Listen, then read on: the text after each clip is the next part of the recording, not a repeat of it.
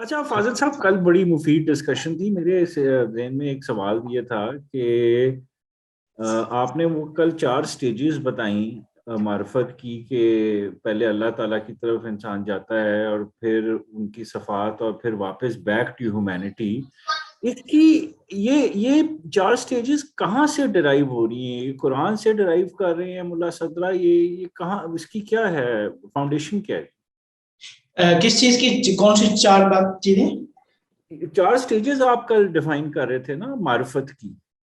جی جی جی، دیکھیں وہ جو چار تھے نا، چار چیزیں جو تھیں وہ ان سے پہلے اور صدر اسلام سے لے کر یعنی تقریباً 1000 سال تک جو فکر حاکم تھی، یعنی جو کچھ آج تک لوگ فکر کرتے چلے آ رہے تھے، سوچتے چلے آ رہے تھے، اپنے مختلف فکری مکاتب تشکیل دیتے آ رہے تھے، ان کی ہم نے بات کی تھی کہ 1000 سال میں یعنی جب سے اسلام آیا ہے تو اسلام کے فوراً بعد جو مسلمانوں کے اوپر روح حاکم تھی وہ کلامی روح تھی. کلام کی بحثیں شروع ہوئی، قضاء و قدر کی بحث تھی، جبر و تفویض کی بحث تھی. یہ ساری بحثیں جب شروع ہوئی تو یہ بحثیں شروع ہوتے ہوتے پھر جب یہ صحابہ کا دور، اہل البیت کا دور، تابعین، تبع تابعین، یہ بحثیں ہوتی رہی. جب بنو عباس کا دور آیا، مامون کے دور میں، جب یونان کے فلسفے کی عربی میں تراجم ہوئے تو لوگوں نے فلسفہ پڑھنا جب شروع کیا تو اس وقت پھر کچھ فلسفی پیدا ہو گئے. تو سب سے پہلا مکتب جو وجود میں آیا وہ مکتب مشاء تھا، جس کے بانی یا جو پیروی کرتے تھے ارسطو کی پیروی کر کے انہوں نے ایک مکتب تشکیل دیا، اسے مکتب مشاء کہا جاتا ہے، جس کی باقاعدہ کتابیں ابن سینا نے لکھی، اور ابن سینا نے ہی اس فلسفی مکتب کو زیادہ واضح کیا. پھر اس کے بعد شیخ شہاب الدین سہروردی اور ابن عربی کا زمانہ تقریباً ساتھ تھوڑا بہت فرق تھا. تو یہ پھر ابن عربی نے وہ عرفان کی بحثیں شروع کی، تو وہ عرفان نظری کہلائی، عرفان نظری، عرفان عملی، کشف و شہود، یہ ساری بحثیں.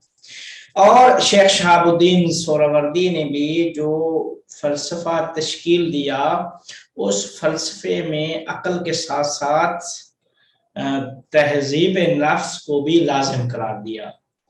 تو یہ پھر یعنی چار فکریں تھیں جو پھر آگے پروان چڑھتی رہی، یہاں تک کہ جب ملا صدرہ کا دور آیا تو ملا صدرہ نے دیکھا کہ اس 1000 سال میں 4 افکار کے درمیان بہت زیادہ آپس میں اختلافات رہے ہیں، کلامی اور فلسفی لوگوں کے درمیان رہے ہیں، عرفاء اور کلامیوں کے درمیان رہے ہیں، پھر ایک فلسفے مکتب کے دوسرے کے ساتھ رہے ہیں، پھر ان سب کے قرآن و حدیث کے ساتھ یا وحی کے ساتھ اختلافات رہے ہیں. تو ملا صدرہ نے سب کو یکجا کر کے ایک فلسفی مکتب تشکیل دینے کی کوشش کی ہے کہ جسے حکمت متعالیہ کا نام دیا. یہ میں نے کہنے کا مقصد یہ تھا. دیکھیں اس کو کوئی یہ اس طرح نہیں ہے کہ مثلا یہ چار تھیں تو 6 کیوں نہیں ہوئی، 6 بھی ہو سکتی تھیں، لیکن آج تک ہوئی نہیں تھی جو ہے نا 6. 4 ہوئی تو 5ویں آ کے ملا صدرہ نے اضافہ کر دیا حکمت متعالیہ کا نام. وہ تو انہوں نے پچھلی تاریخ کو دیکھا نا، تاریخ میں یہ سارا جو کچھ ہوتا آ رہا ہے، جو فلسفی مکتب تھے سب کا مطالعہ کر کے انہوں نے سب کو دیکھ کر ایک مکتبی فلسفی مکتب تشکیل دینے کی کوشش کی ہے. دیکھیں انہوں نے 4 لے کے نہیں آئے، دیکھیں ہر ایک نے جو کلمہ صدر اسلام میں بحث شروع ہوئی، اعتقادی بحث ہیں، اس علم کلام کا نام دیا گیا. وہ بہت سارے صحابہ تھے، تابعین، تبع تابعین. پھر جب فلسفہ شروع ہوا تو فلسفی لوگ اٹھ کھڑے ہوئے، وہ فلسفی مکتب بن گیا. کہیں سے لیے نہیں، انہوں نے ایک جو कलामी मकतब था, उनके ऊपर कुरान और हदीस की रूह हाकिम थी। जो फलसफी मकातिब थे, ये अरस्तु, अफलातून, इनसे इनको लिया गया जो है ना, वो उन्होंने जो मकतब मशार था इब्न सीना, इन्होंने अरस्तु से मुतासिर होकर फलसफा तश्कील लिया, ये सारा उसी की पैरवी की इन्होंने। शेख शहाबुद्दीन सोहरावर्दी ने अफलातून की जो है ना वो को ज्यादा फॉलो किया।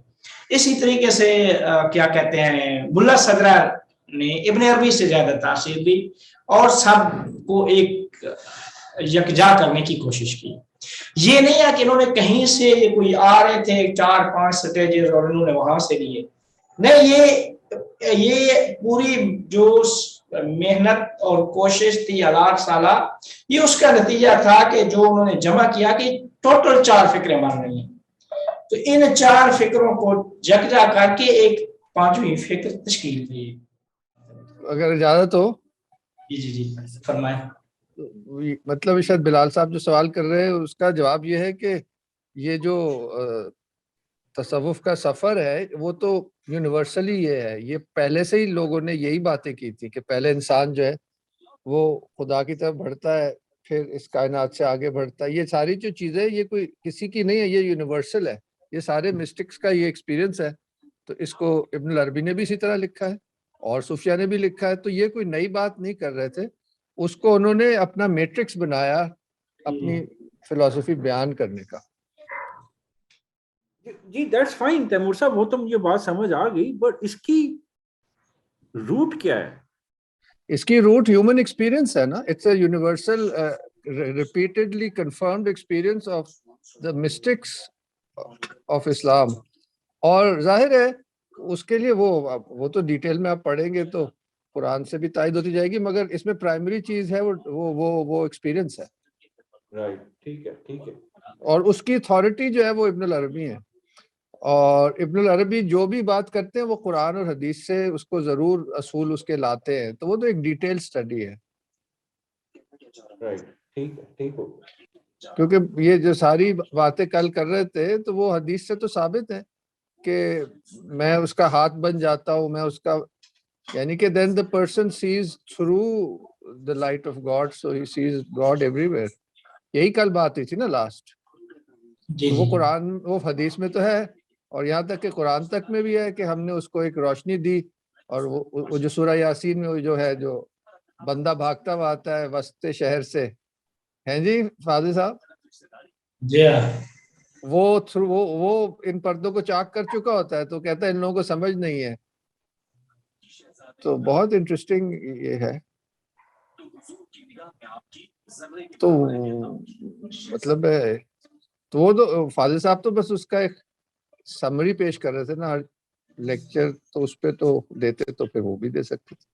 ठीक है, मैं समझ गया। मेरी मिसकंसेप्शन ये थी कि ये मुल्ला सदरा की ही डिराइव्ड स्टेजेस हैं, बट आपने वो क्लियर कर दी बात।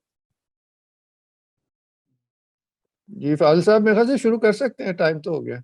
चलिए, बिस्मिल्लाहिर्रहमानिर्रहीम वबिही नस्तईन व हुवा खैरुन नासिरिन व मुईन। हमारी गुफ्तगू इल्म व इदराक के मुताल्लिक हो रही थी।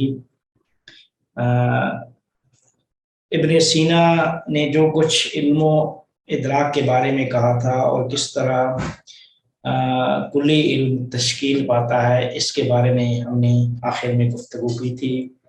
वो नज़रिया तजरीद बयान किया था और अक्ल फ़आल से इत्तिसाल का नज़रिया भी बयान किया था। अब यहाँ से हम बढ़ते हैं इल्म बारी ताला के बारे में, जहाँ से इब्न सीना के साथ कुछ मुस्लिम मुफक्किरीन ने इख्तलाफ भी किया। ये एक बड़ी बहस मुतकल्लिमीन और फ़लसफ़ा के दरमियान रही है कि अल्लाह ताला का इल्म अपनी ज़ात के बारे में, कायनात के बारे में, वो इल्म किस तरह का इल्म है। तो कहते हैं कि हर शख्स वैसे अल्लाह ताला से हटके खुद इंसान को भी मद्देनजर रखें तो हर शख्स अपनी ज़ात का इल्म रखता है और अपनी ज़ात से बाहर अशिया का इल्म रखता है। کہتے ہیں کہ اپنی ذات کا علم جو رکھتے ہیں کائنات میں پوری، جو یہ کہے کہ میں اپنی ذات کا علم نہیں رکھتا ہوں، وہ کسی صورت میں کوئی چیز اس کے لیے ثابت ہو ہی نہیں سکتی، کسی چیز کا وہ علم رکھ بھی نہیں سکتا۔ کیوں؟ کیونکہ تمام اشیاء کے بارے میں علم رکھنا موقوف ہے کہ پہلے اپنی ذات کا انسان عالم ہو کہ میں ہوں۔ جب اس کا یقین ہے تو اگلا سٹیپ یہ ہے کہ میں اشیاء کا عالم ہوں۔ تو کہتے ہیں یہ جو دو یہاں پہ سٹیپ ہیں کہ اپنی ذات کا عالم اور اپنی ذات سے باہر اشیاء کے بارے میں علم حاصل کرنا، فرماتے ہیں کہ اگر اس کو سمجھنا ہے تو پہلے یہ سمجھنا پڑے گا کہ علم دو طرح کا ہوتا ہے، ایک علم حصولی ہوتا ہے اور دوسرا علم حضوری ہوتا ہے۔ یہ علم کی دو اصطلاحات ہیں جو ابن سینا کی عبارتوں میں بھی علم حصولی کی اصطلاح تو تھی، حضوری بھی ان کی بعض عبارتوں سے سمجھا جا سکتا ہے، لیکن بعد والے فلاسفہ نے اس کو زیادہ واضح کیا کہ علم دو طرح ہوتا ہے، علم حصولی ہوتا ہے یا حضوری ہوتا ہے۔ حصولی علم میں ہوتا یہ ہے کہ اشیاء کی صورتیں ذہن میں آتی ہیں، خود اشیاء نہیں آتی، اشیاء کی صورتوں کا ذہن میں آ جانا یہ علم حصولی کہلاتا ہے۔ جس طرح خود سارے منطقی فلاسفہ یہی تعریف کرتے ہیں علم کی کہ ہوا صورت الحاصلۃ من الشیء عند العقل، یعنی شے سے صورت کا حاصل ہو جانا ذہن میں، یہ علم حصولی کہلاتا ہے۔ پس اشیاء کی جو صورتیں ذہن میں آتی ہیں یہ علم حصولی کہلاتی ہیں۔ تو انسان جب اشیاء کا علم حاصل کرتا ہے تو اشیاء کے بارے میں یہ اس کا علم حصولی کہلاتا ہے۔ کیوں؟ کیونکہ انسان کا ذہن، انسان کی عقل اس میں واسطہ بن رہی ہوتی ہے کہ خارج میں جو شے ہیں، اشیاء موجود ہیں، ان اشیاء اور خود انسان کی ذات، جو انسان کی روح ہے، جو روح، قلب، نفس، ناطقہ، یہ تینوں ایک چیز ہے، جو ادراک کر رہی ہیں، جو علم حاصل کر رہی ہیں، ان کے درمیان اور اشیاء کے درمیان وہ انسانی ذہن واسطہ ہے کہ وہ ان اشیاء کی صورت ذہن میں آتی ہے اور ذہن سے صورت پھر جاتی ہے نفس ناطقہ میں۔ تو یہ فرماتے ہیں یہ علم حصولی ہے۔ تو اس علم میں جب واسطہ ہے تو جہاں پہ واسطہ ہو وہاں پہ خطا ممکن ہے، اور علم حصولی میں اسی وجہ سے خطا ہوتی ہے، علم انسان حاصل کرتا ہے اور بسا اوقات اس میں خطا ہو جاتی ہے۔ دوسری طرح کا علم کہتے ہیں علم حضوری ہے۔ علم حضوری کی تعریف یہ ہے کہ علم حضوری میں اشیاء کی صورتیں ذہن میں نہیں آتی بلکہ خود اشیاء انسان کے پاس حاضر ہو جاتی ہیں، خود اشیاء نفس ناطقہ کے پاس حاضر ہو جاتی ہیں۔ تو یہ خود اشیاء کا نفس ناطقہ کے پاس حاضر ہو جانا یہ علم حضوری کہلاتا ہے۔ جب یہ تعریف واضح ہو گئی تو اب یہاں سے ہم آگے بڑھتے ہیں کہ انسان جب علم حاصل کرتا ہے تو ایک دفعہ انسان اپنی ذات کا عالم ہوتا ہے، دوسری دفعہ اشیاء کا عالم ہے۔ یہ دو طرح کا علم۔ تو ہر انسان کا اپنی ذات کے بارے میں عالم ہونا یا اپنی ذات کے بارے میں علم رکھنا یہ اس کا علم حضوری کہلاتا ہے۔ کیوں؟ کیونکہ انسان کی اپنے پاس اس کی ذات حاضر ہوتی ہے، اس کے اور اس کی ذات کے درمیان کوئی فاصلہ نہیں ہے، کوئی چیز واسطہ نہیں ہے، لہذا علم حصولی نہیں حضوری ہے۔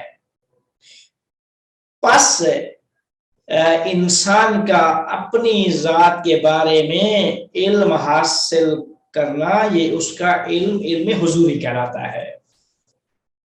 یہ علم حضوری کی ایک مثال۔ اشیاء کے بارے میں، کائنات میں اشیاء کے بارے میں علم، انسان کا اشیاء کے بارے میں علم، یہ سارے کا سارا علم حصولی کہلاتا ہے۔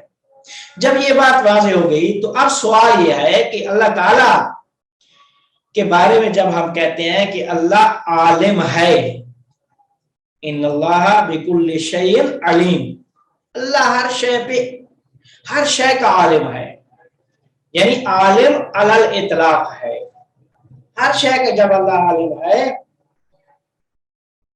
تو یہاں پہ بھی دو صورتیں متصور ہیں۔ ایک انسان، اللہ تعالیٰ اپنی ذات کا عالم ہے، اور دوسری صورت یہ ہے کہ اشیاء کا عالم ہے۔ اب کہتے ہیں کہ علم الہی میں یہ بحث متکلمین اور فلاسفہ کے درمیان صدر اسلام بلکہ اس سے پہلے بھی موجود تھی، لیکن صدر اسلام میں آ کر جب فلاسفہ کی کتابیں ترجمہ ہوئی تو فلسفہ جب وارد اسلام ہوا تو اس وقت بہت زیادہ اس کے بارے میں اختلاف ہو گیا۔ ابن سینا نے آ کے فرمایا کہ اللہ تعالیٰ جب اللہ تعالیٰ کا علم بھی دو طرح متصور ہے۔ ایک دفعہ پہلی صورت یہ ہے کہ اللہ اپنی ذات کے بارے میں علم رکھتا ہے، اپنی ذات کا عالم ہے، تو یہ اپنی ذات کا عالم، یہ اس کا علم حضوری کہلاتا ہے۔ اپنی ذات کے بارے میں اللہ تعالیٰ کا علم رکھنا، یہ اس کا علم حضوری کہلاتا ہے کہ پوری کائنات اس کے پاس حاضر ہے، خود اشیاء اس کے پاس حاضر ہے۔ اس طرح ممکن نہیں ہے کہ اپنی ذات اس کے پاس حاضر ہے، یہ مسلم تھا، یہ مسئلہ، یہ صورت مسلم تھی، سارے متکلم فلاسفہ اس پہ متفق تھے کہ اللہ کا علم اپنی ذات کے بارے میں علم حضوری کہلاتا ہے۔ کیونکہ اس کی ذات جس طرح انسان ہے، اس کی ذات اس کے پاس حاضر ہے، اللہ کی ذات بھی اس کے پاس حاضر ہے۔ دوسری صورت یہ تھی کہ اللہ تعالیٰ کائنات کا عالم ہے، اشیاء کا عالم ہے، تو اشیاء کے بارے میں بھی اللہ تعالیٰ کا عالم ہونا، اس کے بارے میں بحث تھی کہ یہ اس کا علم حضوری ہے یا حصولی ہے۔ بہت سارے فلاسفہ متکلم یہ کہتے تھے کہ نہیں، اللہ تعالیٰ کا اشیاء کے بارے میں علم رکھنا بھی علم حضوری کہلاتا ہے کہ خود اشیاء جب اس مقام خلقت میں وجود نہیں پائی تھی تو اللہ کے علم میں تھی، تو اللہ کے علم میں ساری کی ساری ما سوی اللہ، اس کے ذات میں سب کچھ موجود تھا۔ سب کچھ جب موجود تھا تو اس علم کے مطابق اللہ نے مقام عین میں سب کچھ کن سے ایجاد کیا۔ کہا کہ اراد اللہ شیئا ان یقول له کن فیکون، اس کن سے پورا عالم خلق ہوا۔ تو اب اللہ کا علم کائنات کے بارے میں متکلم کہتے تھے یہ بھی علم حضوری ہے، فلاسفہ بھی۔ ابن سینا نے آ کے کہا کہ اللہ تعالیٰ کا علم، اس کے بارے میں پھر انہوں نے ایک تعریف، البتہ اس وقت چونکہ وضاحت حضوری اور حصولی کے درمیان کوئی فرق نہیں تھا، ابن سینا، جب تک ابن سینا کا فلسفہ ہے وہاں پہ وہ چیز اتنی کلیئر نہیں ہے۔ تو ابن سینا نے آ کے کہا کہ یہ علم حصولی ہے، اللہ کا اشیاء کے بارے میں علم رکھنا، یہ اس کا علم حصولی کہلاتا ہے۔ جب علم حصولی کی بات کی تو یہاں پہ دو صورتیں، اس بارے میں پھر دو صورتیں ملا صدرہ نے پیش کی، ابن سینا نے پیش کی۔ کیا دو صورتیں؟ فرمایا کہ جب ہم کہتے ہیں اللہ عالم ہے، پہلی صورت یہ ہے کہ اپنی ذات کا علم رکھتا ہے، وہ اس کا علم حضوری کہلاتا ہے۔ دوسری صورت یہ ہے کہ اللہ تمام اشیاء کا عالم ہے۔ جب ہم کہتے ہیں تمام اشیاء کا عالم ہے تو اس کی پھر دو صورتیں ہیں، تمام اشیاء کا عالم ہے، اس کی دو صورتیں ہیں۔ کون سی دو صورت؟ کہتے ہیں پہلی صورت یہ ہے کہ اللہ تعالیٰ علم رکھتا ہے مخلوقات کے بارے میں اس کو کہتے ہیں ان کی عبارت میں علم ما قبل الایجاد و علم ما بعد الایجاد، دو صورتیں کی کہ مخلوقات کے بارے میں اللہ علم رکھتا ہے ان کو ایجاد کرنے سے پہلے، پہلی صورت یہ ہے۔ دوسری صورت یہ ہے کہ مخلوقات کو ایجاد کرنے کے بعد بھی اللہ عالم ہے۔ اب کہتے ہیں کہ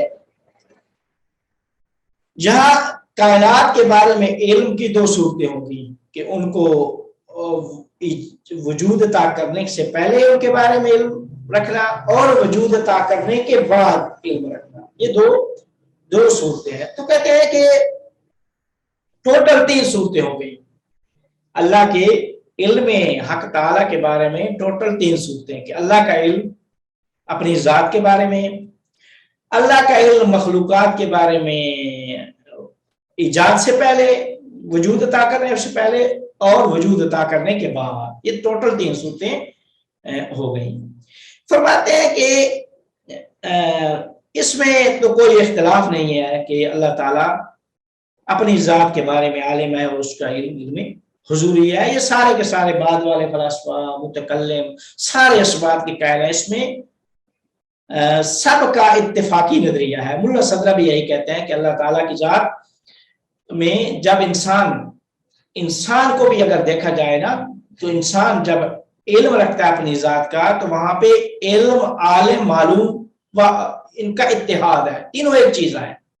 علم، عالم، معلوم، علم، عالم وہ نفس ناطقہ، معلوم وہ شے، وہ شے کیا ہے؟ اپنی ذات ہے، ذات کا علم اور پھر کیا کہتے ہیں وہ علم اور پھر وہ نفس ناطقہ، یہ تینوں ایک ہی چیز ہے۔ تو کہتے ہیں کہ اللہ تعالیٰ کے بارے میں بھی اس کا کیا کہتے ہیں کوئی اختلاف نہیں ہے پہلی صورت میں۔ متکلمین، فلاسفہ سب ایک بات کہتے ہیں جب دوسری صورت ہے کہ دوسری جو 2 صورتیں ہیں کہ اللہ تعالیٰ اشیاء کا عالم ہے قبل ایجاد، اشیاء کا عالم ہے بعد ایجاد، یہ 2 صورتیں ہیں۔ کہتے ہیں ان 2 صورتوں میں سوال یہ ہے، پہلے سوال کہ کیا اللہ تعالیٰ مخلوقات کے بارے میں علم رکھتا ہے یا نہیں؟ اگر علم رکھتا ہے تو اس کا علم کلی ہے یا جزیات کے بارے میں بھی عالم ہے؟ جزیات کے بارے میں بھی عالم ہے۔ اور آیا اللہ تعالی کا علم رکھنا مخلوقات اور جزیات کے بارے میں یہ حضوری ہے یا حصولی ہے؟ یہ ساری کے ساری صورتیں ابن سینا نے کی ہیں۔ تو کہتے ہیں کہ ویسے ابن سینا فرماتے ہیں کہ اللہ تعالیٰ تمام اشیاء کا عالم ہے، تمام اشیاء کا عالم ہے۔ اللہ تعالیٰ کے علم سے کوئی چیز پوشیدہ نہیں ہے، کوئی ذرہ بھی پوشیدہ نہیں ہے، زمین و آسمان سب کائنات کا وہ علم رکھتا ہے۔ یہ ابن سینا اس کے بارے میں فرماتے ہیں۔ آپ فرماتے ہیں کہ اللہ تعالیٰ اشیاء کا عالم ہے، اس کے بارے میں وہ ایک فلسفی دلیل دیتے ہیں کہ اللہ تعالیٰ اشیاء کے لیے اشیاء یا مخلوقات کے ایجاد کے لیے علت تامہ ہے۔ علت تامہ وہ ہوتی ہے کہ جس میں کسی اور چیز کی طرح فائل ایجاد کرنے کے لیے کافی ہوتا ہے۔ ٹھیک ہے، میں مثال دیتا ہوں کہ جب ایک زمین میں ایک کیا کہتے ہیں گندم کے اگنے کے لیے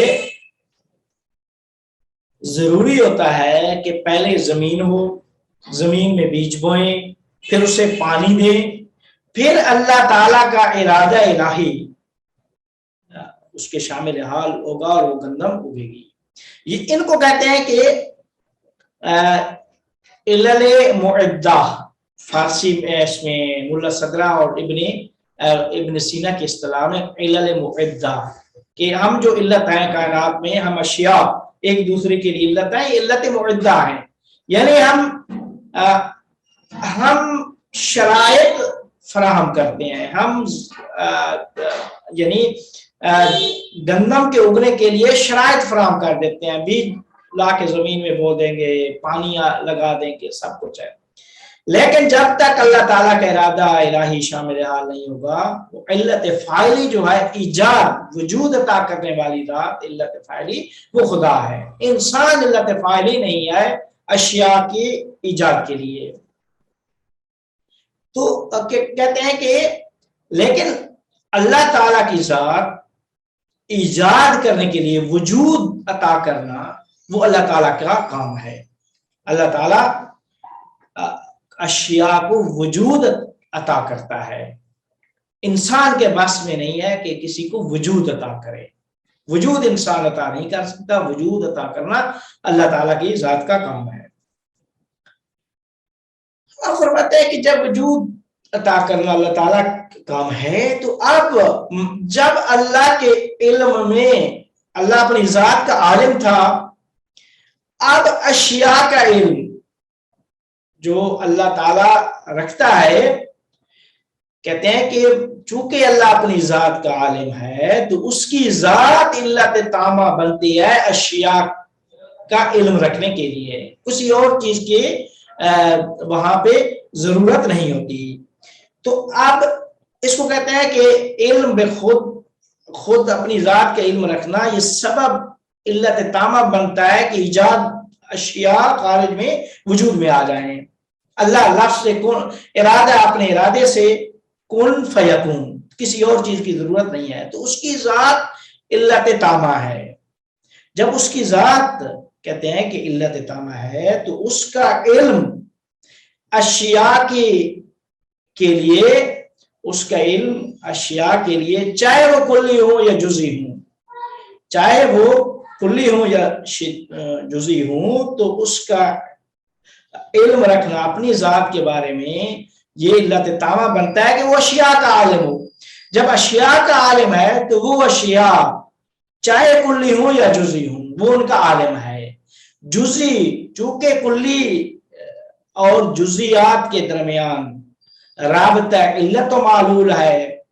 علت و معلول, ایک چیز علت بنتی ہے دوسری کے لیے, تو رابطہ علت و معلول چونکہ وہ ایک ضروری رابطہ ہوتا ہے, تو اس وجہ سے علت کا علم رکھنا در حقیقت معلول کا علم رکھنا بھی ہے. علت کا علم رکھنا در حقیقت معلول کا علم رکھنا بھی ہے.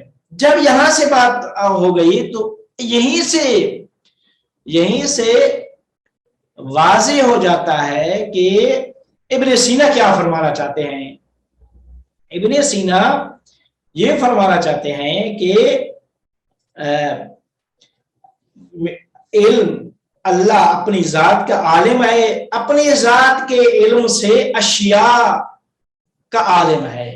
اب اشیاء کے درمیان رابطہ علت و معلول ہے, اور معلول چونکہ متغیر جزیات ہیں, اور علت وہ جو کلیات اور جزیات میں جو کلی ثابت ہے, تو کلی کا علم در حقیقت جزیات کا علم ہے. اس طریقے سے وہ ثابت کرتے ہیں کہ اللہ تعالی عالم الاطلاق ہے اشیاء کے بارے میں. اب اشیاء کے بارے میں ان کو ایجاد کرنے سے پہلے مسلم ہے. جب اشیاء ایجاد ہو جاتی ہیں تو اشیاء کے ایجاد ہونے کے بعد اختلاف یہ ہے, یعنی سوال وہاں پہ یہ پیدا ہوتا ہے کہ جب اشیاء وجود پا گئی کائنات میں, انسان آ گیا یہاں پہ, اب انسان جو مثلا کیا کہتے ہیں اس صدی میں خلق ہوا ہے, تو اس انسان کی جو زندگی ہے لمحہ بلمحہ قابل تغیر قابل تبدیل ہے, وہ تبدیل ہو رہی ہے, تغیر و تبدل آ رہا ہے.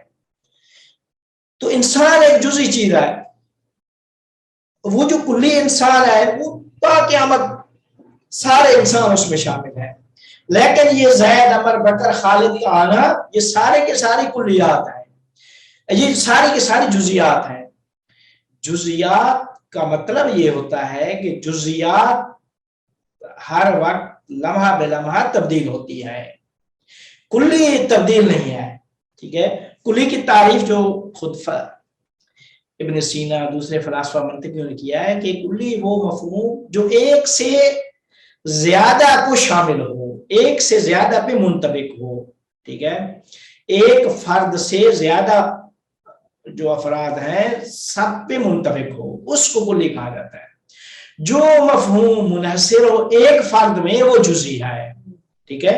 یہ کلی اور جزئی کی تعریف ہو گئی۔ جس طرح انسان ایک کلی مفہوم ہے۔ اب 1400 سال پہلے والے بھی انسان تھے، آج کے دور کے بھی انسان ہے، تا قیامت آنے والے یہ سارے انسان ہوں گے، لیکن اس انسان کے جو افراد ہیں وہ جزئی ہیں۔ زید عمر بکر خالد، تاریخ میں جو بھی لوگ آئے ہیں یہ سارے جزئی ہیں، وہ انسان کلی ہے۔ اس انسان میں کوئی تبدیلی قابل تغییر و تبدل نہیں، وہ مفہوم ادھر ادھر نہیں ہو سکتا۔ انسان وہی انسان جو اس کی تعریف ہے کلی حیوان ناطق، وہ 1400 سال پہلے کا بھی ہے، 1400 سال بعد کا بھی وہ انسان وہ جو آئے گا وہ حیوان ناطق ہی ہوگا۔ لیکن جزیات میں تبدیلی واقع ہو رہی ہے، جزیات میں تبدیلی واقع ہو رہی ہے۔ کائنات میں جو کچھ بھی ہو رہا ہے ابھی، یہ سارے کے سارے اس عالم میں چیزیں تبدیل ہو کر دوسری اشیاء میں بدل رہی ہے۔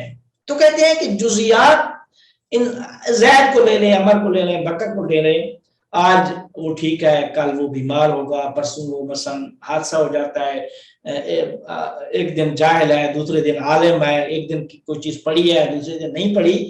تو یہ جزیات میں تغییر، تبدل، تبدیلی واقع ہو رہی ہے۔ اب مسئلہ یہاں پہ تھا کہ جب ہم کہتے ہیں اللہ اشیاء کا عالم ہے ایجاد سے پہلے، ایجاد سے پہلے اس کے پاس اشیاء تھی نہیں، تو اشیاء کا عالم تھا، ساری کی ساری اشیاء چاہے کلی چاہے جزئی، چاہے علت چاہے معلول اس کے پاس حاضر تھی۔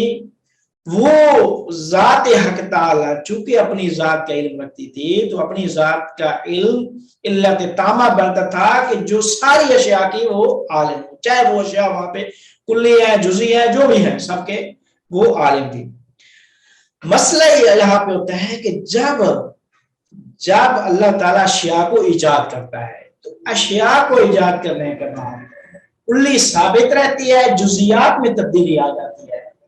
جزیات میں تبدیلی جب آتی ہے تو اعتراض یہ تھا کہ اگر ہم کہتے ہیں اللہ عالم ہے ایجاد کے بعد بھی، مخلوقات کو خلق کرنے کے بعد بھی اللہ عالم ہے، اب جب اللہ عالم ہے تو اس کا مطلب یہ ہوگا کہ اللہ آج عالم ہے کہ زید بیمار ہے، کل جب زید ٹھیک ہو جائے گا تو اس کا علم تبدیل ہو جائے گا، ایک شے سے دوسری شے میں تبدیل ہو جائے گا، پھر تیسری دفعہ کچھ اور ہو گیا تو پھر اس کا علم تبدیل ہو گیا۔ فرماتے ہیں کہ یہاں پہ اللہ کا علم تبدیل ہو رہا ہے جزیات کے بارے۔ اگر ہم کہتے ہیں اللہ عالم ہے جزیات کا تو اس کا مطلب یہ ہے کہ جب جزئی قابل تغییر و تبدل ہے، جزئی میں تبدیلی آ رہی ہے تو جزئی میں تبدیلی در حقیقت اللہ کے علم میں تبدیلی ہے، اور اللہ کی ذات ثابت ہے، متغیر نہیں ہے۔ لہذا وہاں پہ یہ اعتراض تھا۔ اس اعتراض کو رفع کرنے کے لیے، ختم کرنے کے لیے ابن سینا کے پاس یا تو یہ سرے سے انکار کر دیتے کہ اللہ جزیات کا عالم نہیں ہے، کیونکہ اگر کہتے ہیں عالم ہے تو یہ مشکل پیش آتی ہے، یا سرے سے انکار کر دیں، اور سرے سے انکار نہیں کر سکتے۔ کیوں نہیں کر سکتے؟ اس وجہ سے نہیں کر سکتے کہ وہ مسلمان ہیں، اللہ پہ، پیغمبر پہ، اس کی کتاب پہ ایمان رکھتے ہیں، اور اللہ فرماتا ہے کہ میں عالم علی الاطلاق کا مطلب ہے چاہے کلی چاہے جزئی، چاہے ایجاد سے پہلے چاہے ایجاد کے بعد، سب اشیاء کا میں عالم ہوں۔ وہ پھر وہ یہ بھی اللہ فرماتا ہے کہ کوئی ذرہ زمین میں آسمان میں مجھ سے کوئی چیز مخفی نہیں ہے۔ اب جب یہ بات ہے کہ اللہ جزیات کا بھی عالم ہے، اللہ خود فرما رہا ہے، پیغمبر فرما رہے ہیں کہ اللہ عالم ہے جزیات کا۔ اب ابن سینا کے پاس تو یہ راستہ تھا کہ وہ کہے کہ عالم نہیں ہے جزیات کا، وہ اس راستے پہ وہ جا نہیں سکتے تھے۔ کیونکہ اس راستے پہ اگر جاتے ہیں تو اس راستے کا مطلب یہ ہے کہ وہ خدا اور رسول کا انکار کر رہے ہیں۔ جو خدا اور رسول کا انکار در حقیقت وہ ایمان سے خارج ہو جاتے ہیں، تو وہ اس طرف نہیں جانا چاہتے تھے۔ لیکن جس طرف گئے ہیں اس طرف جانے کے بعد بھی لوگوں نے کہا کہ یہ کافر ہو گئے۔ ابن سینا نے اسی مسئلے کو حل کرنے کی کوشش کیا ہے کہ اللہ تعالیٰ جزیات کا بھی عالم ہے۔ اب جزیات کا عالم یا معلولات کا، دوسرے لفظوں میں جو بھی کہیں جزیات معلولات چیزوں کا عالم، وہ فرماتے ہیں کہ ان چیزوں کا بھی اللہ کی ذات عالم ہے، لیکن اس کا جو علم ہے ان کے بارے میں وہ کلیات کے راستے سے وہ جزیات کا عالم ہے، کہ اللہ کلیات کلی چیز جو ثابت ہے، کلی علم ثابت ہے، تو اس کا علم رکھنا وہ پہلے سے اللہ کو علم ہے کلیات کا، کہ کلیات ثابت ہے تا قیامت۔ تو کلیات میں کوئی تبدیلی نہیں ہے۔ جب کلیات میں تبدیلی نہیں ہے تو کلیات کا عالم سے اس کے علم میں بھی تبدیلی نہیں آتی۔ ابن سینا نے کہا کہ اللہ تعالیٰ عالم ہے جزیات کا لیکن کلیات کے راستے سے، کہ کلی کا علم در حقیقت جزیات کا علم ہے۔ وہ مثال دیتے ہیں جس طریقے سے ایک شخص عالم بنتا ہے کہ مثلا جی فلاں ٹائم پہ فلاں اس پہ کیا کہتے ہیں فلاں دن فلاں وقت ہوگا، فلاں علاقے میں چاند گرہن ہوگا یا سورج گرہن، اس کی مثال دیتے ہیں۔ کہتے ہیں یہ ہے جزیات کے، ظاہر ہے اگر وہ جو جزی چیزیں بتا دیتا ہے، فلاں وقت ہوگا، فلاں ٹائم کیا کہتے ہیں فلاں علاقے میں ہوگا، فلاں علاقے میں نہیں ہوگا، اس طرح وہ کہتے ہیں کہ ایک منجم جو ہے علم نجوم، وہ اس کسوف کا، اس کا چاند گرہن کا عالم ہے، لیکن کس طریقے سے علم کہ اس کے جو علت و اسباب تھے کہ یہ جس طرف جا رہے ہیں یہ یعنی چاند گرہن میں ضرور لگنا ہے، تو وہ بتا دے گا کہ اس ٹائم پہ وہ چاند گرہن لگے گا یا سورج گرہن لگے گا۔ تو کہتے ہیں کہ یہ در حقیقت اسباب و مسببات کے علم سے معلول کا علم ہے، ٹھیک ہے، اسباب کے علم سے معلول کا علم ہے یا اس کلی علم سے جزیات کا علم ہے۔ تو اللہ تعالیٰ اس طرح کا عالم ہے جزیات کے بارے میں۔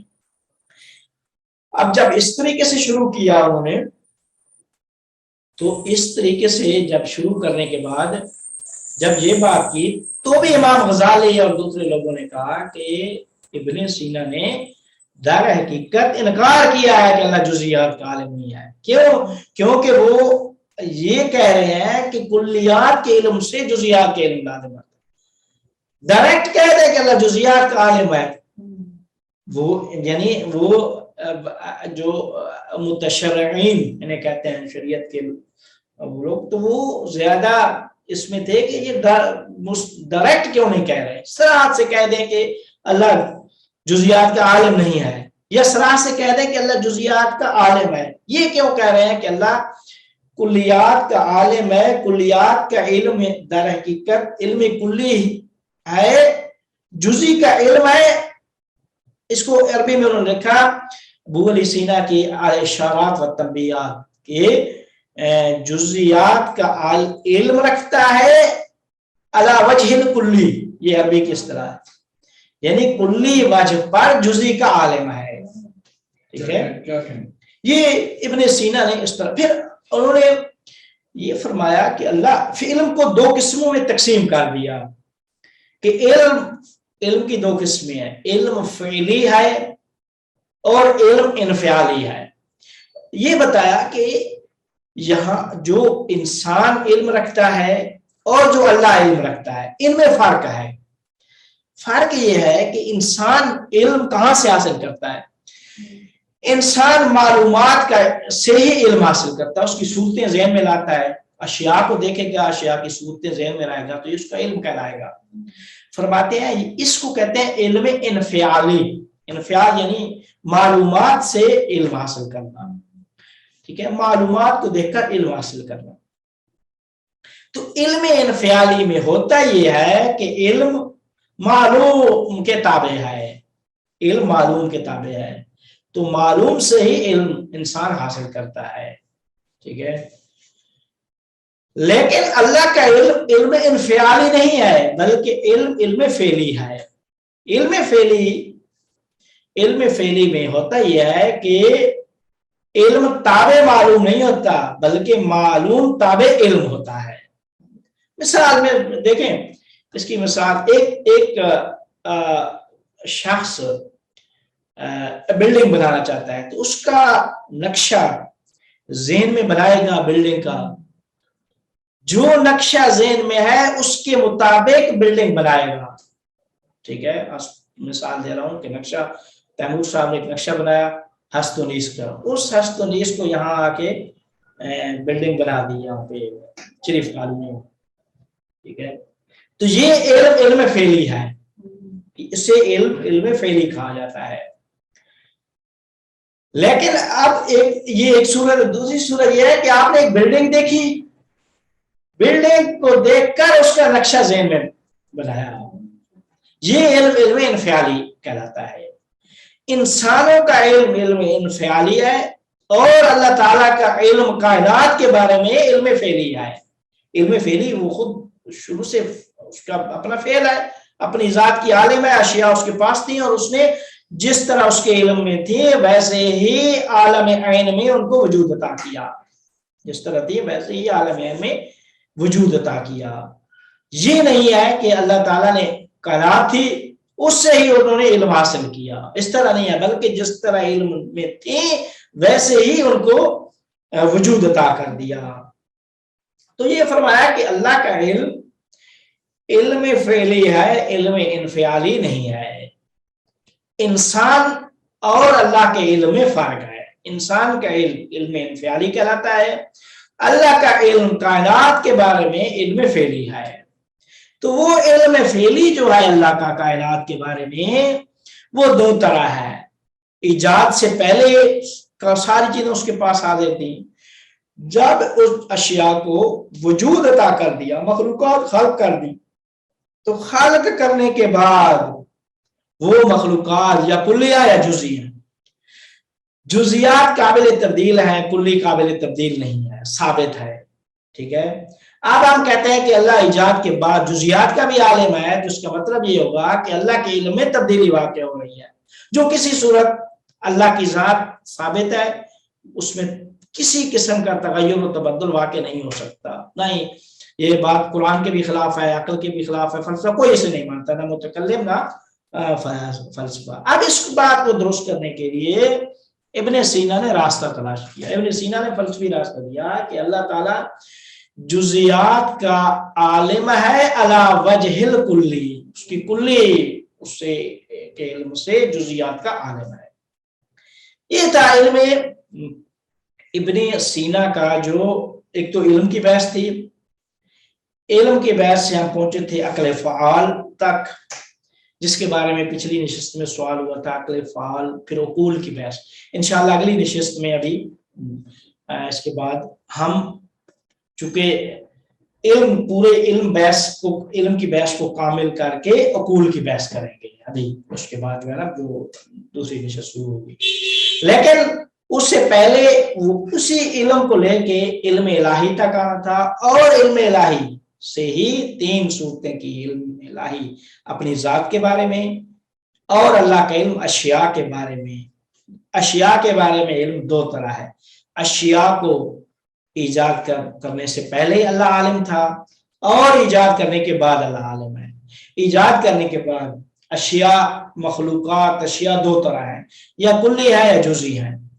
جزئی کا اگر ہم کہتے ہیں جزیات کا عالم ہے تو اس کا مطلب یہ ہوگا کہ اللہ کے علم میں تبدیلی واقع ہو گئی جو کسی صورت قابل قبول نہیں ہے۔ کوئی متکلم فلسفی تغییر و تبدل کو نہیں مانتا۔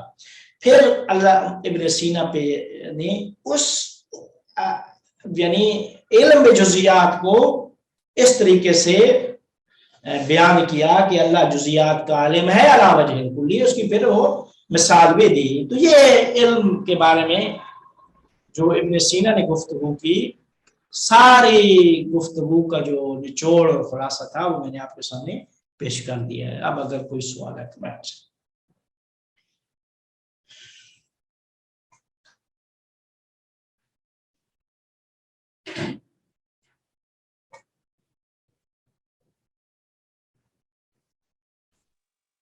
فاضل صاحب مجھے اس بات کی سمجھ نہیں آئی، جو مین ابن سینا کا آپ بتا رہے ہیں نا کہ انہوں نے کہا کہ کلی بالواسطہ کلی جزیات کا علم رکھتے ہیں، یہ مجھے کلیئر نہیں ہوا، یہ اگر آپ ایک دفعہ پھر بتا دیں۔ دیکھیں علم بواسطہ کلی اس کی وہ وضاحت اس طرح کرتے ہیں کہ جو ایک شے نے واقع ہونا ہے نا، اس شے کی جو علل ہیں، علتیں ہیں، اسباب ہیں، ان اسباب کے علم سے مسببات کا علم، جزیات کو مسبب کہہ دیا۔ وہ جو اسباب ہیں وہ مثال دی جیسے چاند گرہن کی، سورج گرہن کی، کہ سورج گرہن لگتا ہے تو جو منجم ہے علم نجوم کا ہے وہ کیا کہتا ہے کہ وہ ساری اس کی جو علتیں ہیں ان کو دیکھتا ہے اور ان کو علتوں کو دیکھ کر کہتا ہے کہ یہ سورج گرہن فلاں وقت پہ لگے گا، ٹھیک ہے۔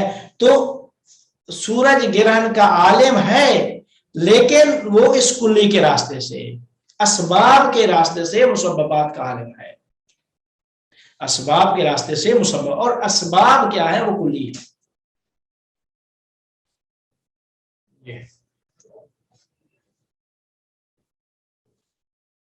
تو پھر اس میں کنفیوژن کیا تھی؟ مطلب ایک طرح سے جب اسباب کا علم ہے تو پھر جزیات کا علم ہے، تو پھر غزالی کو جیسے آپ کہہ رہے ہیں، انہوں نے کہا کہ ایک طرح سے ابن سینا نے ابھی بھی انکار کیا ہے جزیات کے علم سے، تو پھر بھی تو جزیات کا علم تھا ہی نا۔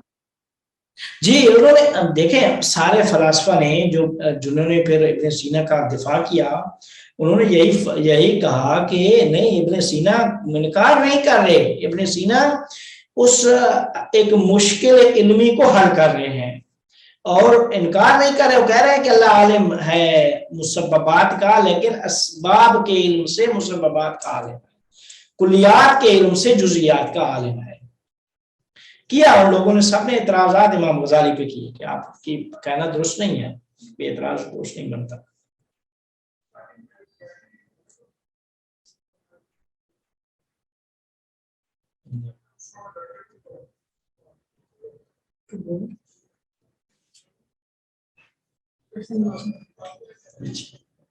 جی اور اگر کسی اور کچھ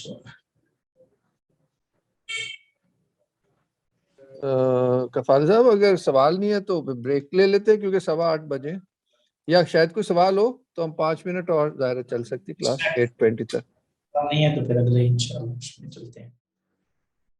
بسم اللہ الرحمن الرحیم وبہ نستعین وہو خیر ناصر ومعین۔ ہماری گفتگو پچھلی نشست میں چل رہی تھی عاقل، معقول، علم، عالم، معلوم، ادراک، مدرک، مدرک، یہ ساری اصطلاحات ہیں۔ ہم یہاں پہنچے تھے کہ انسان جب علم حاصل کرتا ہے یا کلیات کو درک کرتا ہے تو اس ادراک میں ایک نظریہ پیش کیا تھا کہ ابن سینا نے 2 چیزیں بیان کی ہیں، ایک نظریہ تجرید بیان کیا تھا اور دوسرا نظریہ عقل فعال سے اتصال کا نظریہ بیان کیا تھا۔ اس عقل فعال سے ہماری بحث اور کچھ دوستوں کے سوالات کی وجہ سے ہم نے عقل فعال کو سمجھنے اور سمجھانے کے لیے آج یہ ابھی دوسری نشست کو عقول عشرہ کے بارے میں قرار دیا ہے کہ عقول عشرہ ایک 10 عقول، عشرہ کہتے ہیں 10 عقول کے فلاسفہ قائد تھے ابن سینا سے پہلے، وہ پیچھے فلسطینی لوگوں سے ایک نظریہ چلا آ رہا تھا۔ اچھا، مسئلہ یہ تھا کہ اللہ تعالیٰ اصل میں بات یہ تھی کہ اللہ تعالیٰ واحد ہے، واحد سے کثرت کیسے صادر ہوئی، ٹھیک ہے؟ کیونکہ ایک مشکل یہ تھی کہ جو چیز واحد ہوتی ہے، یا ایک منطقی فلسفی قاعدہ ہے کہ فاقد شے وہ معطی شے نہیں ہو سکتی، یا جس کے اندر جو صلاحیت ہے وہی وہ آگے وہ چیز عطا کر سکتی ہے، یا اگر ایک شے انسان کے اندر نہیں ہے تو انسان کے اندر جو صلاحیت نہیں ہے اس چیز کو وہ ایجاد نہیں کر سکتا۔ یہ ایک قاعدہ تھا۔ اب بات یہ تھی کہ اللہ تعالیٰ کے بارے میں ہم سارے فلاسفہ متکلمین عقیدہ رکھتے تھے اور ابھی تک بھی رکھتے ہیں کہ اللہ کی ذات واحد ہے، وحدہ لا شریک ہے، اشہد ان لا الہ الا اللہ وحدہ لا شریک لہ۔ ہم اس کی وحدت کے قائل ہیں، اس کی توحید کے قائل ہیں، اور توحید کے خلاف ہم شرک مانتے ہیں۔ وہ نظریہ کوئی اللہ کو ماننے والا وہ نظریہ قبول نہیں کر سکتا۔ تو اب جب اللہ واحد ہے تو واحد سے کثرت کیسے صادر ہوگی؟ واحد سے پورے کا یہ سارے کے سارے یہ پورا عالم، ایک عالم نہیں عالمین جو اللہ سے صادر ہوئے ہیں، یہ سارے کے سارے کثیر ہیں۔ تو یہ کثرت جو اس ذات کے اندر نہیں تھی، یہ کیسے کثرت وجود میں آ گئی؟ اور اس طرف سے ہم دیکھتے ہیں کہ ہے وجود میں۔ تو اس کو فلاسفہ نے فلسفی لحاظ سے اس کو بیان کیا ہے کہ یہ کس طرح ممکن ہوا ہے۔ اللہ کی ذات واحد ہے، اور فلسفی قاعدہ ہے الواحد لا یصدر منہ الا الواحد، واحد سے واحد ہی صادر ہو سکتا ہے۔ تو ہوا یہ کہ وہ ذات واحد تھی تو اس سے کیسے کثرت صادر ہوئی؟ اس کی توجیہ کے لیے فلاسفہ نے عقول عشرہ کا نظریہ پیش کیا۔ یہ نظریہ پھر آ کے ابن سینا اور فارابی نے آ کے اس کی پھر اسے زیادہ واضح کیا۔ ابن سینا اور دوسرے فلاسفہ اب یہ کہتے ہیں کہ اس وحدت سے جو کثرت صادر ہوئی ہے، یہ کثرت اللہ تعالی سے ڈائریکٹ اور مستقیم طور پر صادر نہیں ہوئی۔ اچھا، جب ڈائریکٹ اور مستقیم طور پر صادر نہیں ہوئی تو یہ کس طرح ہوئی ہے؟ یہ کس طرح ہوئی ہے اس کو واضح کیا ہے عقول عشرہ کی صورت میں۔ اب اس عقول عشرہ کی وضاحت کے لیے ایک علماء قدیم جو تھے، فلاسفہ قدیم، وہ طبیعات قدیم کے جو قائل تھے، ان کے درمیان ایک نظریہ چلا آ رہا تھا کہ وہ 9 افلاک کے قائل تھے، کہ افلاک فلک 9 ہیں۔ 9 افلاک کے جب قائل تھے تو 9 افلاک میں پہلا فلک اعلی، دوسرا فلک ثوابت، تیسرا فلک زحل، چوتھا فلک مشتری، پانچواں فلک مریخ، چھٹا فلک شمس، ساتواں فلک زہرہ، آٹھواں فلک عطارد، اور 9واں فلک قمر۔ ٹھیک ہے، پھر ان افلاک کے ہمراہ ستارے، سیارے، اچھا اس کے علاوہ وہ عناصر اربع، یہ ساری کی ساری جو صادر ہوئے ہیں یہ اس اللہ تعالیٰ جو واحد ہے واجب الوجود ہے اس سے ڈائریکٹ صادر نہیں ہوئے. تو یہ جو 9 افلاک ستارے سیارے یہ کس طرح اس سے یہ کثرت کیسے صادر ہوئی, اور پھر یہیں سے فلک قمر کے نیچے وہ پورے کا پورا عالم مادہ جس عالم میں ہم رہ رہے ہیں. اس کی وضاحت کے لیے عقول اشرا کا نظریہ پیش کیا. عقول اشرا میں انہوں نے ابتدا اس طریقے سے کی کہ اللہ تعالیٰ واحد ہے, اللہ کی ذات, تو واحد سے واحد صادر ہوئی. تو اللہ نے سب سے پہلے جو چیز شبیہ ترین, اپنے سے شبیہ ترین چیز کو خلق کیا, وہ شبیہ ترین چیز کیا تھی؟ عقل اول تھی. اللہ تعالیٰ سے جو پہلی مخلوق صادر ہوئی وہ عقل اول ہے. پہلی مخلوق جو صادر ہوئی وہ عقل اول ہے. تو عقل اول اللہ تعالیٰ سے مستقیم طور پہ صادر ہوا اور مستقیم تخلیق عقل اول کیا ہے. جب عقل اول صادر ہوا تو عقل اول شبیہ ترین عقل ہے جو اللہ تعالیٰ سے شبیہ ہے. تو اب اس سے وہ قاعدہ بھی درست ہو گیا کہ واحد سے واحد صادر ہوا, اللہ سے مستقیم عقل اول صادر ہوا ہے, ڈائریکٹ وہ عقل اول خلق ہوا ہے. عقل اول میں اللہ تعالیٰ نے 2 جہتیں رکھ دی, ایک اس کی جہت کمالیہ ہے اور ایک جہت امکانیہ ہے, ممکن الوجود جس پر ہم کہتے ہیں. اللہ تعالیٰ کی ذات واجب الوجود ہے, اس کا وجود اس کے لیے ضروری اور حتمی ہے. اللہ نے جو پہلی مخلوق خلق کی اس کے اندر وہ امکانی جہت رکھ دی تاکہ اس امکانی جہت سے آگے کثرت کو خلق کیا جائے. تو فرماتے ہیں کہ عقل اول نے اپنے اندر نگاہ کی, اپنے اندر نظر دوڑائی. نظر جب دوڑائی تو دیکھا 2 جہتیں موجود ہیں, ایک جہت کمالیہ ہے اور ایک جہت امکانیہ ہے. جہت کمالیہ سے عقل دوم کو خلق کیا اور جہت امکانیہ سے فلک اعلیٰ کو خلق کیا. ٹھیک ہے, یہ پہلا فلک جو فلک اعلیٰ تھا. اب اسی طریقے سے پھر بات عقل دوم نے جب یہ خلق کیا تو بات آگے بڑھی عقل سوم کی. عقل اول نے عقل دوم کو خلق کیا. اب عقل دوم نے آگے جب دیکھا کہ میرے اندر 2 جہتیں ہیں, جہت کمالیہ ہے اور جہت امکانیہ ہے, تو کہتے ہیں کہ عقل اول نے عقل دوم نے جہت کمالیہ سے عقل سوم کو خلق کیا اور جہت امکانیہ سے فلک ثوابت کو خلق کیا. جو دوسرا فلک تھا فلک ثوابت. پھر وہ عقل سوم خلق ہو گیا.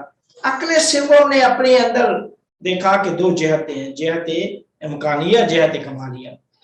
جہت کمالیہ سے عقل سوم نے عقل چہارم کو خلق کیا اور جہت امکانیہ سے فلک ظہر خلق ہوا. اس طریقے سے ترتیب سے جو فلک ہے وہ سارے عقول کے ساتھ خلق ہوتے گئے, یہاں تک کہ کہتے ہیں کہ عقل نہم نے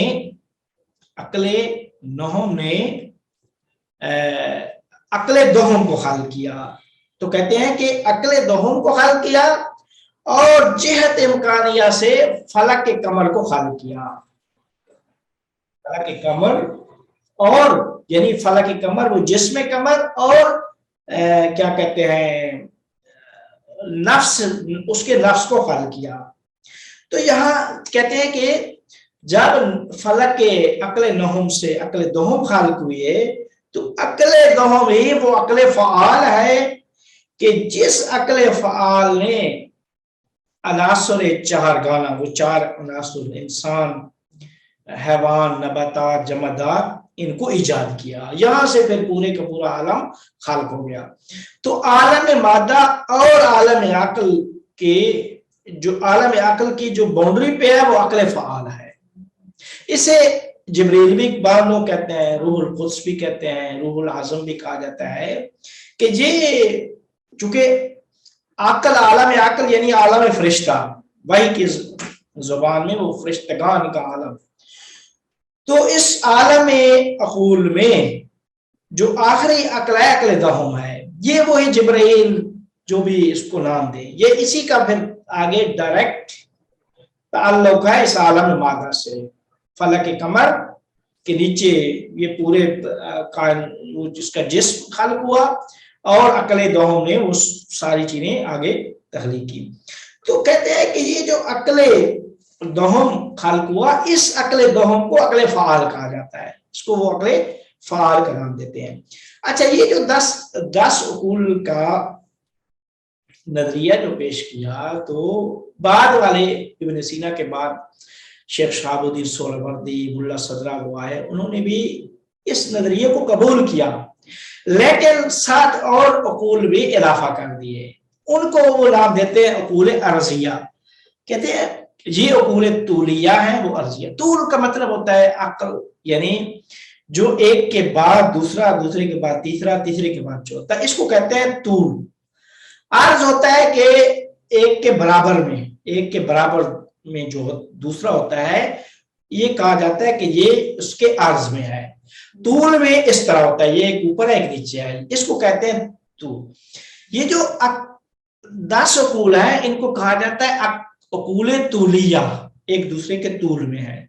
ठीक है, कि पहले अक्ल अव्वल है, फिर दोम है, फिर सिबुम है, फिर चहारुम है, और फिर आखिर में अक्ल दहम। इन सारे उकूल के बराबर में भी शेख शहाबुद्दीन सोहरावर्दी, अनवार काहिरा, कुछ और इस्तिलाहात को किया। उकूल अर्जिया के भी कायल हैं, कुछ और उकूल के भी इसी तरीके से क्या कहते हैं, मुल्ला सदरा भी इसी तरीके से कायल है, और वो इन उकूल को उकूल दह में मुनहसर नहीं करते, 10 उकूल में मुनहसर नहीं करते, बल्कि कहते हैं कि ये उकूल अर्दिया भी है और उनकी तादाद ज्यादा हो सकती है। और आप देखें कि फरिश्ते, मिसाल के तौर पे जो जिब्रील था, तो उसके बराबर का भी कोई फरिश्ता उन्होंने ढूंढ लिया होगा। इसी तरीके से रूहुल कुद्स, रूहुल आज़म, तो उकूल तूलिया के साथ उकूल अर्जिया के भी वो कायल हुए हैं। तो फरमाते हैं कि आलम अक्ल दहम ही है जो वास्ता फैज इलाही है आलम मादा पर, जैसे हम जिब्रील भी कहा जाता है और मलाइके मुकर्रब भी मनाब दीनी में कहा गया है। अब ये अक्ल दहम है जिसका डायरेक्ट असर है पूरे के पूरे आलम मादा पर। तो आप फरमाते हैं कि जब ये बात वादे हो गई, तो अब इब्न सीना ने जो ये नजरिया पेश किया है कि जब कुलियात इंसान कुली मफहूम बनाता है, इल्म के उसमें इल्म कुल्ली बनाता है, मालूमात जो हमारी बहस हो रही थी, मालूमात से मजहूलात तक जाता है, और उसका इत्तिसाल होता है अक्ल दहम से। यही अक्ल फ़ाल अक्ल दहम है। तो उन्होंने अक्ल फ़ाल का नाम लिया। फराबी ने भी इसी तरह की बात की, और फराबी ने कहा है कि इंसान उस इल्म में इत्तिसाल, इंसान की अक्ल मुत्तसिल होती है अक्ल फ़ाल से, और अक्ल फ़ाल इल्लत उला से फैज लेता है अल्लाह ताला से, क्योंकि उसका फैज अकूल अशरा के जरिए से उस अल्लाह से आ रहा है। तो वो फैज जो अक्ल अव्वल दोहम से दहम तक पहुंच रहा है, तो ये अक्ल दहम अक्ल फ़ाल डायरेक्ट फैज अता करे आलम मादा को। तो आप फरमाते हैं कि इस अक्ल फ़ाल को बाज़ फलासफा ने, खुद इब्न सीना ने भी कहा है, वाहिबुस सुवर, सूरतों को हिबा करने वाला, सूरतों को हिबा करने वाला, सूरतें अता करने वाला। हमने क्या कहा था कि जब कुल्ली सुवर माकूला इंसान बनाता है, कुल्ली सूरतें बनाता है, तो ये कैसे बनती हैं कि जब इंसान की अक्ल मुत्तसिल होती है अक्ल फ़ाल से। तो ये अक्ल फ़ाल वही अक्ल दहम है कि जिसके अंदर صور معقولہ ہے، انسان وہ صور اتصال کی صورت میں وہ صور معقولہ وہاں سے لیتا ہے. تو اس وجہ سے عقل فعال کو واہب الصور کہا جاتا ہے. فارابی نے بھی اسے واہب الصور کہا ہے کہ معقولات اس کے اندر موجود ہیں اور یہ معقولات عقل فعال عقل انسانی پہ پیش کرتا ہے، عقل انسانی کو ہبہ اور عطا کرتا ہے. تو اسی قسم کی وہ کیا کہتے ہیں معقولات، اسی طرح کی بات وہ صور افلاطونی جو مشہور ہے، مسل افلاطونی، وہ بھی صورتیں عطا کرنے والی، ان کا بھی نظریہ وہ اسی کے شبیہ ہے. تو فرماتے ہیں کہ یہ عقل فعال ہی وہ عقل ہے کہ جب انسان علم کے راستے میں، جب انسان علم کی تحصیل میں انسان کی عقل متصل ہوتی ہے عقل فعال سے، تو عقل فعال میں جو صور معقولہ ہیں اتصال کے نتیجے میں عقل فعال وہ صورتیں فاضا کرتا ہے انسانی عقل پر. انسانی عقل میں وہ صورتیں جب اس کی طرف سے فاضا ہوتی ہیں یا فیض ہوتی ہیں تو اس وقت علم کلی انسان حاصل کرتا ہے. اسے کہا جاتا ہے کہ علم کلی. تو یہ جو پروسیس تھا علم کا کہ ہم ابن سینا نے کہاں سے علم کی بحث شروع کی، علم الہی سے ہوتے ہوئے، اور یہ عقل فعال، اور عقل فعال وہی عقل دہم کہ عقول عشرہ میں جو آخری، اس کو رب النو کا نظریہ بھی نام دیتے ہیں، کیا نام ہے، فلاسفہ اشراق، یہ جو شیخ صاحب الدین ہیں جی، اس کو رب النو یا مثال کبھی کہ ہر انواع جو ہیں اس کائنات میں ان کے رب اسی عقل فعال میں موجود ہیں. شیخ شہاب الدین سہروردی نے بھی اسی طرح کی بات کی ہے، ملا صدرہ ہیں، اسی طریقے سے علامہ طباطبائی صاحب ہیں، ہانوی کاربن کا بھی اسی طرح کا کوئی وہ ہے. اس کے علاوہ کیا کہتے ہیں کندی فارابی نے اسی طرح کی بحث کی ہے. تو یہاں سے چونکہ اچھا یہ ہوتا کیوں ہے اس طرح کے انسانی عقل پہ وہ صورتیں عقل فعال ہبہ کرتی ہے، وہ صورتیں عطا کرنے والی ذات، فیض کرنے والی یا صورتیں ڈالنے والی ذات انسانی عقل میں وہ عقل فعال ہے. اور عقل فعال کہاں سے دیتی ہے؟ وہ اللہ تعالیٰ کے سے وہ فیض جو عقل اول کے ذریعے سے اس تک پہنچ رہا ہے، وہ عقل فعال یعنی عالم مادہ میں موجود انسان کی عقل میں ڈالتی ہے یا عطا کرتی ہے. اس کی وجہ یہ ہے کہ اللہ تعالیٰ نے انسان کو خلق کیا ہے تو انسان کے اندر جو قوہ رکھی ہے، انسان کے اندر قوہ حس رکھی ہے، قوہ خیال رکھی ہے اور قوہ عقل ہے. تو جب انسان عقلی سوچتا ہے، معقول فکر کرتا ہے، عقلی سوچتا ہے، تو اس عقلی سوچ اور اس عقل کے مقابلے میں جو اللہ نے عالم خلق کیا ہے وہ عالم عقل ہے. قوہ حس کے مقابلے میں عالم خلق ہوا یہ عالم مادہ. حسیات میں ہم عالم مادہ میں ہوتے ہیں. قوہ خیال انسان کے اندر ہے تو اللہ تعالیٰ نے عالم خیال اور عالم مثال خلق کر دیا یا عالم برزخ جسے کہتے ہیں. اور قوہ عقل حس خیال سے بالاتر قوہ عقل ہے. اس قوہ عقل کے برابر میں عالم خلق ہوا ہے عالم عقل. تو یہ جب انسان قوہ حس میں ہوتا ہے تو عالم حس سے ارتباط کر رہا ہوتا ہے، دیکھ رہا ہوتا ہے چیزیں قوہ حس کے ذریعے سے میں دیکھ رہا ہوں، سامنے میرے چیزیں پڑی ہیں، تو اس عالم مادہ میں اس کا ارتباط ہو رہا. جب قوہ خیال میں چیزیں لاتا ہے تو خیال میں وہ صور خیالیہ وہ عالم خیال سے لیتا ہے. پھر عالم قوہ خیال سے جب انسان آگے بڑھتا ہے، عقلی سوچتا ہے، وہ ایک چیزوں کو کلی بناتا ہے، مفاہیم کلی تشکیل دیتا ہے.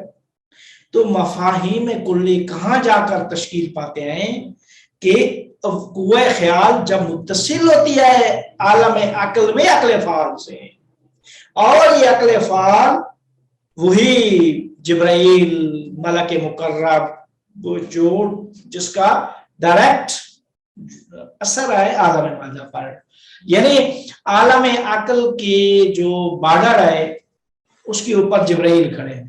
اسی وجہ سے عالم مادہ میں نبی پہ وحی بھیجنی ہوتی ہے تو جبرائیل کو آرڈر کیا جاتا ہے، کیوں؟ کیونکہ جبرائیل میں ایک جہت عالم مادہ میں اثر وہ ڈالنے والی ہے، اور چونکہ وہ مادہ ہے، عقل ہے، فرشتہ ہے، تو اس وجہ سے وہ عالم عقل کی مخلوق ہے۔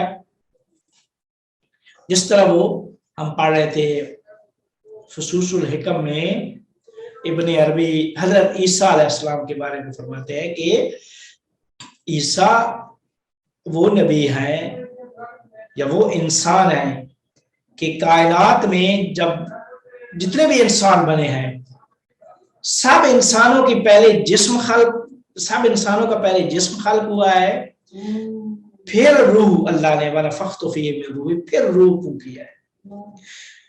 جسم کی تخلیق کا ایک مرحلے میں جا کر روح اس میں آتی ہے، جیسے ملا صدرہ روح کو جسمانیت الحدوث و روحانیت البقاء کہتے ہیں۔ تو فرماتے ہیں کہ ابن عربی کہ یہ پوری کائنات میں جتنے انسان ہیں سارے کے سارے انسانوں کا پہلے جسم خلق ہوا ہے، روح بعد میں آئی ہے، لیکن کائنات میں ایک شخصیت ہے حضرت عیسیٰ علیہ السلام کی جس کی روح پہلے بنی ہے، جسم بعد میں آیا ہے۔ کیسے؟ وہ مثال وہ سمجھاتے ہیں قرآن سے کہ اللہ تعالیٰ نے حضرت عیسیٰ علیہ السلام کے والد نہیں تھے، والدہ تھی حضرت مریم۔ اب مریم کے پاس وہ روح فرشتہ، وہ عقل روح وہی فرشتہ آیا، فرشتہ وہ روح تھا، وہ آیا فتمثل لہا بشرا سویا، روح تھا بشر بنا، اور حضرت مریم کے ساتھ وہ بعد میں حضرت عیسیٰ علیہ السلام کی ولادت ہوئی۔ تو کہتے ہیں عیسیٰ کا جسم پہلے بنا، عیسیٰ کی روح عقل وہ پہلے تھی۔ یہ کائنات میں واحد حضرت عیسیٰ علیہ السلام ہے۔ اسی وجہ پھر آگے اگلا جملہ وہ فرماتے ہیں کہ عیسیٰ چونکہ روح عیسیٰ کی ذات روح تھی تو روح عین حیات ہے، چونکہ انسان کی حیات جو ہے روح سے ہی حیات ہے، ظہرت الحیات بہی، جس سے حیات کا ظہور ہوتا ہے۔ جب روح ہی نہیں ہے تو حیات ہی نہیں ہے، حیات یعنی روح عین حیات ہے۔ جب روح عین حیات ہے، عیسیٰ علیہ السلام کی روح تھی اور روح عین حیات ہے، تو آگے وہ فرماتے ہیں یہی وہ راز تھا کہ عیسیٰ مردوں کو حیات دیتے تھے، زندگی دیتے تھے، مردوں کو زندہ کرتے تھے۔ کیوں؟ کیونکہ روح عیسیٰ علیہ السلام کی ذات عین حیات روح تھی، عیسیٰ روح تھے، روح عین حیات اور حیات، اسی وجہ سے اللہ نے ان کو معجزہ کے وہ مردوں کو زندہ کرتے تھے۔ انی ابرئ الاکمہ والابرص واحیی الموتى باذن اللہ، مردوں کو زندہ کرتا ہوں، مردوں کو حیات دیتا ہوں۔ تو حیات دینا اس کی عبودیت کی وجہ سے تھا، نہ کہ الوہیت کی وجہ سے۔ کیوں؟ کیونکہ اس کی ذات عین حیات تھی۔ بڑا یہ بحث وہاں سے کہ روح عقل، جبرائیل روح ہے، روح ہے، عقل ہے، تو وہ اس عالم عقل کے آخری درجے پہ کھڑے ہیں، آخری نقطے پہ کھڑے ہیں۔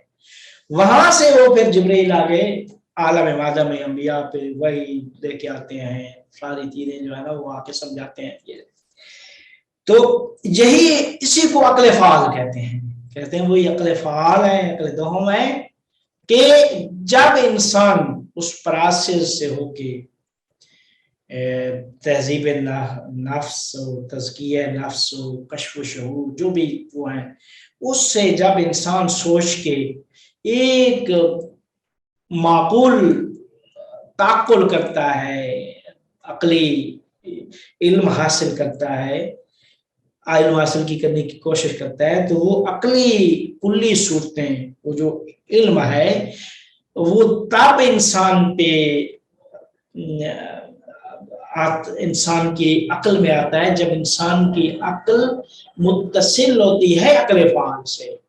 عقل فعال میں وہ صور ہے، وہ واحد الصور ہے، وہ عقل فعال جو صورتیں اس نے اس علت اولا اللہ تعالیٰ سے عقل اول و دوم و سوم کے ذریعے سے اس پہ فیض ہوئی ہے، وہ انسان کے عقل میں پیش کر دیتا ہے. انسان کی جب پیش کرتا ہے تو انسان کو علم کلی حاصل ہو جاتا ہے، معقول علم انسان کو حاصل ہو جاتا ہے. یہ تھا ابن سینا کے سارے علم کی بحث جو انہوں نے مختلف اپنی کتابوں میں بیان کی ہے، اور علم الہی کی بحث، عقول کی بحث. تو ساری ابحاث اور گفتگوؤں کا نتیجہ اور نچوڑ یہ ساری بحث تھی جو میں نے آپ کے سامنے پیش کر دیا. 10 سے 15 منٹ ہے، میں چونکہ اس کو میں اور بھی بیان کر سکتا ہوں لیکن فائدہ نہیں ہے. جو چیز واضح ہو گئی ہے تو اس میں میں چاہوں گا کہ اگر کسی کے پاس کوئی سوال ہے تو 10-15 منٹ میں سوال و جواب ہو جائے.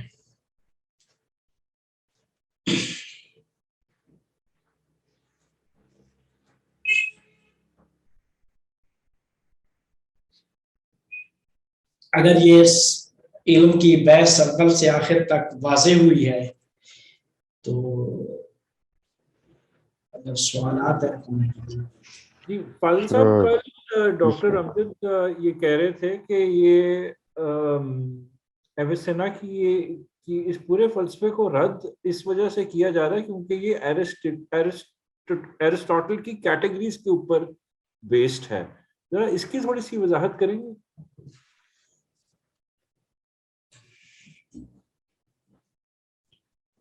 دیکھیں وہ جو ہے نا ارسطو کی جو کیٹیگریز، وہ بحث ہوتی ہے مقولات اشر، اس کو کہا جاتا ہے. وہ معقولات اشر نہیں ہے، مقولات اشر ہیں. وہ انسانی شناخت، جب انسانی شناخت تو معرفت، علم و معرفت جب انسان حاصل کرتا ہے تو ان مقولات اشر میں سے کسی نہ کسی کے ذریعے سے وہ ہوتی ہے. وہ ایک مقولات کی بحث، اس کو عربی میں کہتے ہیں مقولات اشر. لیکن یہ ہم جو بحث کر رہے تھے یہ معقولات، میم عین قاف واو لام. اس بحث کے اس سے کیا یعنی کیا مجھے رابط سمجھ میں نہیں آیا. فاضل صاحب سب سے پہلے تو یہ بتائیں یہ ایرسٹاٹل کی کیٹیگریز ہیں کیا؟ اچھا دیکھیں، ارسطو کہتے ہیں کہ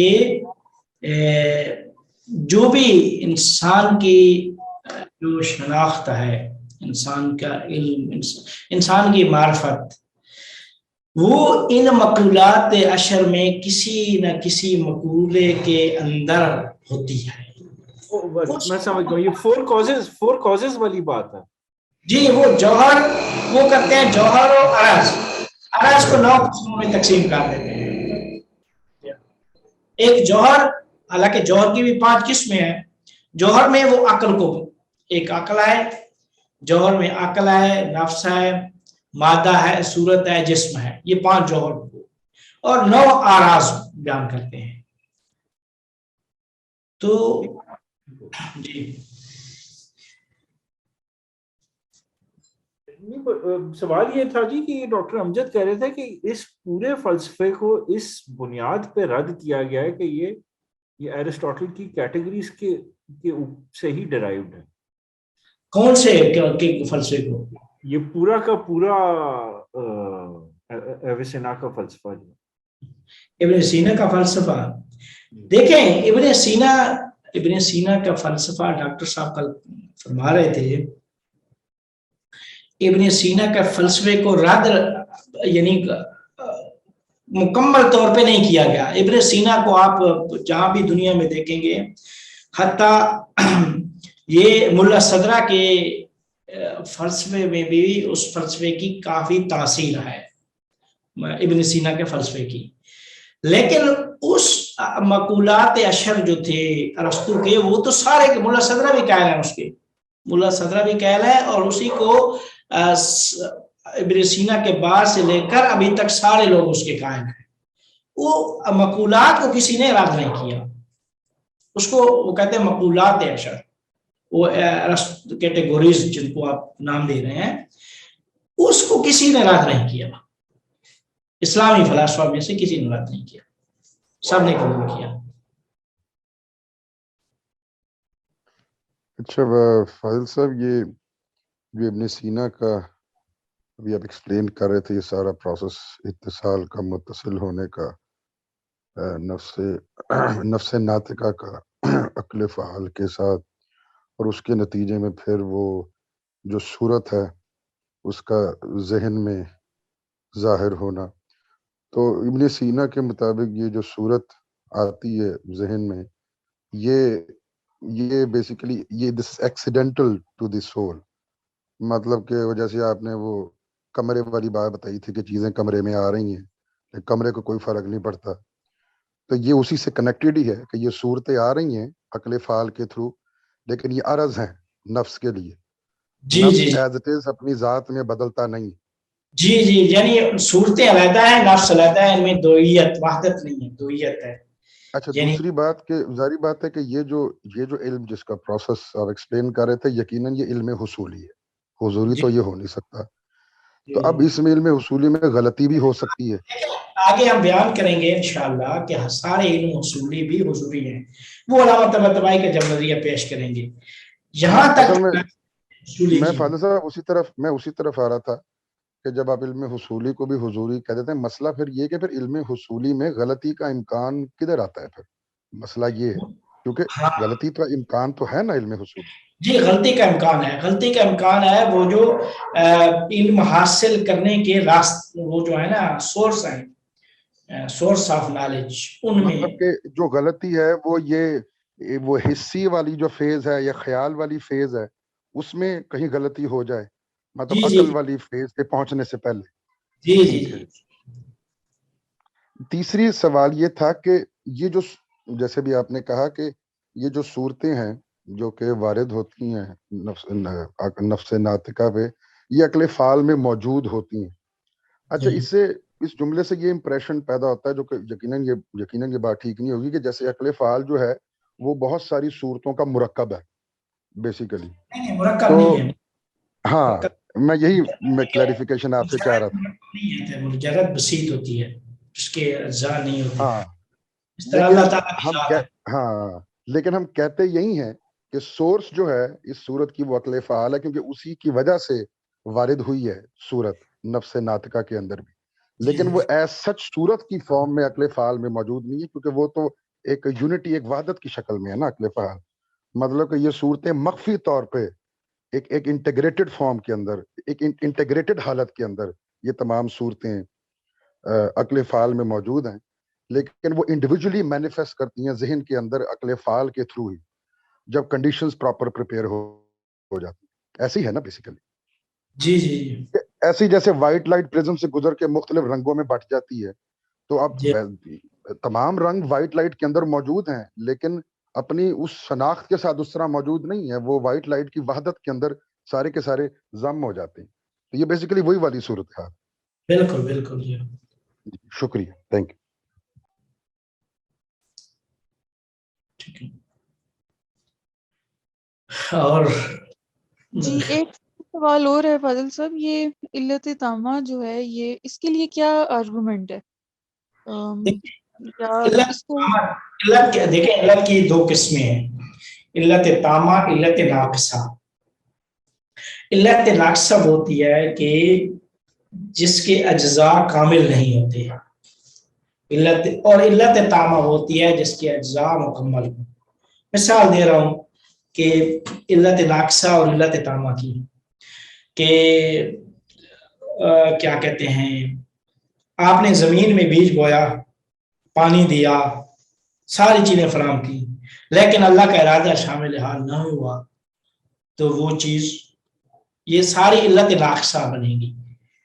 अल्लाह के इरादे इलाही से इल्लत तामा बनेगी। जब सारी चीजें मुकम्मल होती हैं, अल्लाह का इरादा भी आ जाता है, तो इल्लत तामा, फिर कहते हैं कि इल्लत तामा, जब किसी शय की इल्लत तामा मौजूद हो तो मालूल का मुहक्कक होना वाजिब हो जाता है, जरूरी हो जाता है। क्यों? क्योंकि जब सारी चीजें मौजूद हैं और इरादा इलाही भी शामिल है, अल्लाह इरादा भी कर रहा है, तो फिर किसी चीज की जरूरत ही नहीं है कि वो अल्लाह के इरादे से सरपेची करें।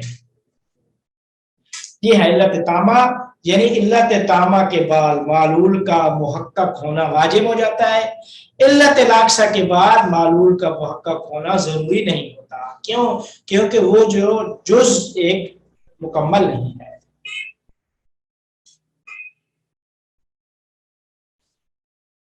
जी है। तो इल्लत तामा के लिए इसका मतलब है कि जो दूसरी टाइप ऑफ इल्लत का वो वर्ड मुझे समझ में नहीं आ रहा, उसके वो सारे अज्जा का इकट्ठा होना मालूल के लिए जरूरी नहीं है अगर इल्लत तामा मौजूद है, तो ये बात है ना। इल्लत तामा अगर है तो सबका होना जरूरी है, तब वो इल्लत तामा बनेगी। अगर सारी नहीं है, कुछ अज्जा हैं और कुछ नहीं है, तो फिर वो इल्लत नाकिसा, नून अलिफ काफ साद है, नाकिस से कहते हैं ना फलां चीज नाकिस है, यानी उसमें कमी है कुछ, तो वो इल्लत नाकिसा बनेगी। इल्लत नाकिसा यानी जिसके अज्जा मुकम्मल ना हो वो इल्लत नाकिसा है। वो इल्लत जिसके सारे अज्जा मुकम्मल हैं तो वो इल्लत तामा, और उसके बाद मालूल का मुहक्कक होना वाजिब हो जाता है। सही। जी। और अच्छा फाजिल साहब, किसी का कोई क्वेश्चन है तो पूछ ले, मैं फिर एंड में पूछ लेता हूँ अगर किसी और का है क्वेश्चन। बिलाल साहब, मेहर साहबा, सारा मोमिन सारी मौजूद है। अच्छा फाजिल साहब, ये जो इब्ने सीना को जो मुश्किल पेश आ रही थी ये कुल्ली और जुज़वी इल्म की, मेरे ख्याल जी इसकी वजह ये तो नहीं कि वो जो रिश्ता है कुल और जुज़ में, वो रिश्ता एब्स्ट्रैक्शन का वो मानते हैं कि जुज़ से कुल पे जब आप जाते हैं तो एब्स्ट्रैक्शन के थ्रू जाते हैं, जिसमें आप कुछ चीज़ों को छोड़ते हैं और फिर एक कुल्ली मफहूम आता है। जबकि मुल्ला सदरा इस प्रोसेस को एब्स्ट्रैक्शन नहीं कहते, वो तो कहते हैं कि वो तमाम जो जुज़ हैं वो ज़म हो जाते हैं एक कुल के अंदर without any loss of information, कुछ छोड़ा नहीं है।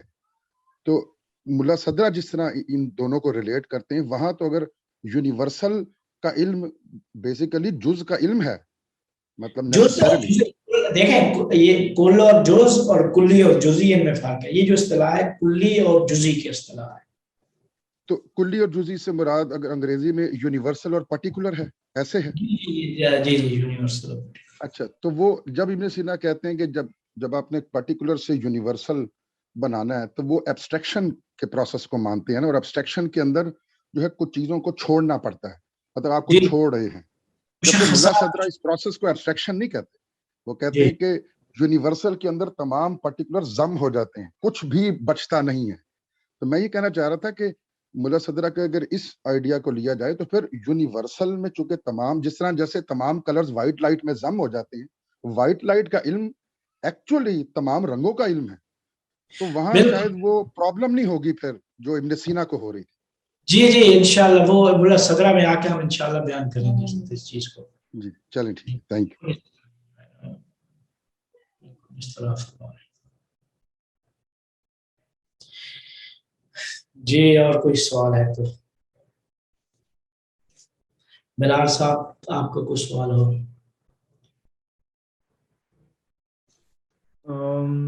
फाजिल साहब एक कमेंट ही है, वो मेरे ख्याल में इससे रिलेटेड नहीं है। मैं हाइडेगर ने भी इस 4 कॉजेस के ऊपर बात की है और इसको रिफ्यूट किया है। मैं थोड़ा सा पढ़ के आपको नेक्स्ट टाइम इसके ऊपर इस पर डिस्कशन करेंगे। ठीक है। मेरा एक सवाल है, it's not directly related to the today's, मतलब एक पर्टिकुलर इब्ने सीना के पर्सपेक्टिव से, बट एक जनरल अंडरस्टैंडिंग के लिए मुझे पूछना है कि क्या इस्लामिक जो पर्सपेक्टिव ऑफ नॉलेज है, इट मीन्स कि नॉलेज इज गिवन या फिर आप यू कैन रियली आप उसको हासिल कर सकते हैं विद योर एफर्ट, क्योंकि इंफॉर्मेशन तो आप हासिल कर सकते हैं जितनी मर्जी कर लें, लेकिन क्या हम एक्चुअल नॉलेज हासिल कर सकते हैं, और is it just given to certain people? वो एक्चुअल नॉलेज वो प्रोसेस जब करेंगे तो नॉलेज वही अक्ल फाल से ही आपको इफाजा होगा, वहीं से ही आपको अता होगा, वो अता होगा। वो कहते हैं ना इल्म नूरुन, इल्म नूरा यक़ज़िफ़ुल्लाहु फ़ी क़ल्बि मन यशा, अल्लाह ताला जिसे चाहता है उसके दिल में डाल देता है, ये वही चीज है। तो मतलब इट्स गिवन, लेकिन आपको एफर्ट अगर करेंगे तो हो सकता है कि आपको मिल जाए, लेकिन जरूरी नहीं है, राइट? जरूरी नहीं है। जी जी जी जी जी जी जी। मतलब जैसे दुनिया में बेशुमार लोग पीएचडी भी कर लेते हैं, लेकिन रियल इल्म तक नहीं पहुंच पाते। जी अक्सर आप देखें काफी लोगों मिल जाएंगे कि जो पीएचडी किए हैं, बहुत सारे उलूम पढ़े हैं, वो पढ़ने की हद तक तो हासिल तो किया है, लेकिन इंफॉर्मेशन तो है, लेकिन हाँ इंफॉर्मेशन है, मालूमात है, लेकिन वो इल्म हासिल नहीं हुआ, राइट। तो बस इसके लिए क्या, मतलब एक तो आपने प्रोसेस बताया, दूसरा शायद हम दुआ कर सकते हैं। What is the other way? जी जी जी देखें, ये तज़किया नफ्स करेंगे इंसान इबादत के जरिए से, दुआओं के जरिए से, वो जब वो अपने नफ्स को दाएं और बाएं नहीं, वो ज्यादा वुस्ता, ये है कि वो सिराते मुस्तकीम पे सीधा नफ्स को पाक करके आगे चलेंगे, इधर उधर तारीकियों में गुम नहीं होंगे, शहवात में इंसान गर्क नहीं होगा, शहवात में गर्क हुए बगैर आगे बढ़ेगा, तो ये चीज मुमकिन है। ठीक है, थैंक यू, शुक्रिया। ठीक है,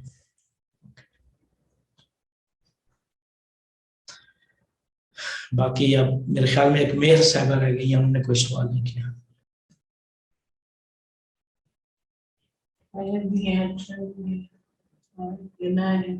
नहीं है ना जी। ठीक है जी, अगर कोई सवाल नहीं है तो फिर जी सवाल हो गए